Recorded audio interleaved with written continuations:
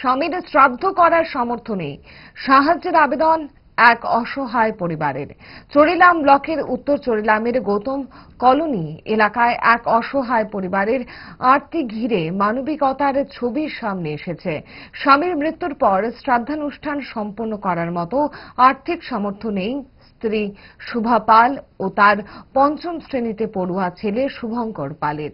জানা গেছে, গত মঙ্গলবার নিজ বাড়িতে হৃদরোগে আক্রান্ত হয়ে মৃত্যু হয় স্বপন পালের।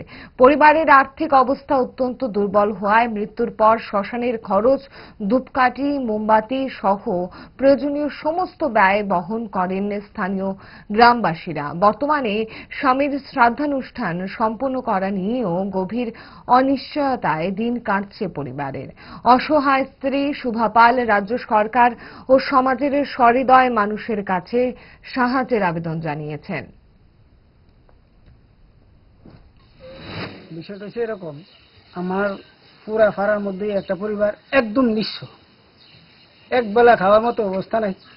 হ্যাঁ, স্বামী আপনার 5 দিন আগে মারা গেছে। এলাকার লোক শ্মশানে গিয়ে সৎকার করে দিয়েছে।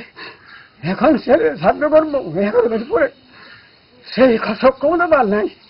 শ্মশানতে আসার পর এলাকার সবাই মিললে ধূপকাঠি মোমবাতি সহ আমরা তাকে কিনে দিছি।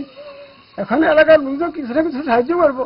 আমরা আবার ত্রিপুরার যে সর্বজনগণের কাছে আবেদন রাখছি, এই পরিবারটা যাতে সাহায্য করে তার বাবার বা এই মহিলার স্বামীর শ্রাদ্ধ বছর সম্পন্ন করে দেয় এবং ছেলেরা ক্লাস করে তার ভবিষ্যৎ যাতে উজ্জ্বল হয়, সেই কামনা আমরা করতেছি। পাশাপাশি ত্রিপুরা সরকারের কাছে আমরা আবেদন রাখছি।